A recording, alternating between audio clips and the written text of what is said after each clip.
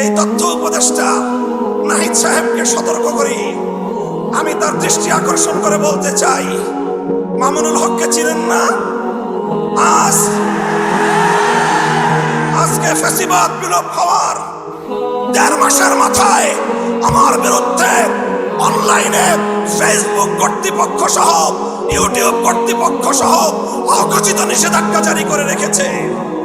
আমার news cover করে এই পর্যন্ত বাংলাদেশে প্রায় শতাধিক জাতীয় নিউজ পোর্টাল তারা রেস্ট্রিকশনের শিকার হয়েছে।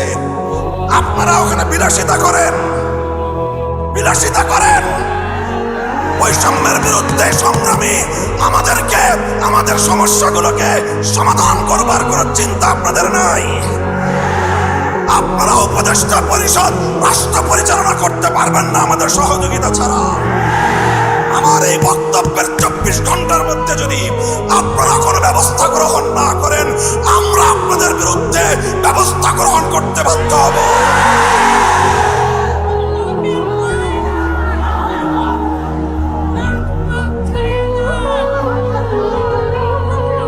সংগ্রামী সাথী ও বন্ধুগণ, আমরা পরিষ্কার ভাষায় বলি, আন্দোলনে ছিলাম আমরা, সংগ্রামে ছিলাম আমরা, রক্ত দিয়েছি আমরা, কারারুদ্ধ হয়েছি আমরা, অন্যায় অপমানের শিকার হয়েছি আমরা, ষড়যন্ত্রের শিকার হয়েছি আমরা, যুদ্ধ করে বিজয়ের রণাঙ্গনেও ছিলাম আমরা। এখন সম্মিলিতভাবে এই রাষ্ট্রটাকে এগিয়ে নেওয়ার দায়িত্ব আমাদের। আমরা সহযোগিতা করতে চাই, গায়ে পড়ে সহযোগিতা করতে চাই। আমাদের গায়ে পড়ে সহযোগিতা যদি পায়ে ঠেলতে চান, সে পা ভেঙে গুড়িয়ে দিতে এক মুহূর্ত আমরা বিলম্ব করব না।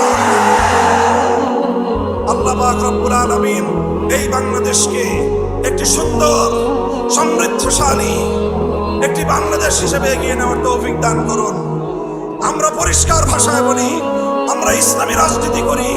এদেশে খেলাফত রাষ্ট্র ব্যবস্থা প্রতিষ্ঠার জন্যই আমাদের জীবন যৌবনকে আমরা উৎসর্গ করতে চাই।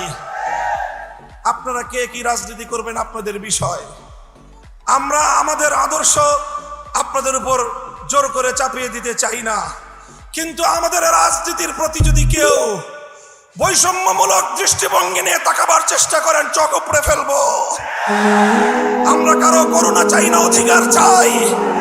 ভিক্ষা চাই না, আমরা অধিকার চাই। অধিকার যদি সহজে না দেয়, অধিকার আদায় করে নিতে পারি আমরা। রক্তের প্রয়োজন হলে রক্ত দেই, অধিকার আমরা আদায় করে নেই। আমাদের এই কথাগুলো, আমাদের অবস্থান এবং আমাদের এই বাংলাদেশের গণমানুষের সঙ্গে আমাদের রিলেশনটাকে নতুন করে পড়ে নেবেন।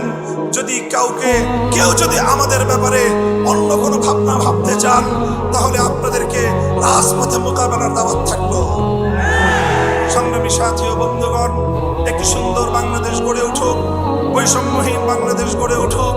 আর কোনো শিক্ষাঙ্গনে তোফাজ্জলদের মতো আর কোনো মানুষকে যেন এভাবে বিচার বহির্ভূত হত্যাকাণ্ডের শিকার হতে না হয়। সকল বিচার বহির্ভূত হত্যাকাণ্ডগুলোকে তদন্তপূর্বক প্রকৃত দোষীদের বিরুদ্ধে ব্যবস্থা গ্রহণের দাবি জানিয়ে একটি সুন্দর সুশৃঙ্খল উপনিবেশবাদ মুক্ত স্বাধীন একটি স্বনির্ভর জাতি গঠনের জন্য যা যা করতে হয় তা করার জন্য আহ্বান এবং তার সহযোগিতার আহ্বান জানিয়ে বক্তব্য শেষ করলাম। নাসরুম মিনাল্লাহি ওয়া ফাতহুন করিম ওয়া আখিরু দাওয়ানা আলহামদুলিল্লাহি রাব্বিল আলামিন। বাংলাদেশ খেলাফত ছাত্র মজলিস জিন্দাবাদ।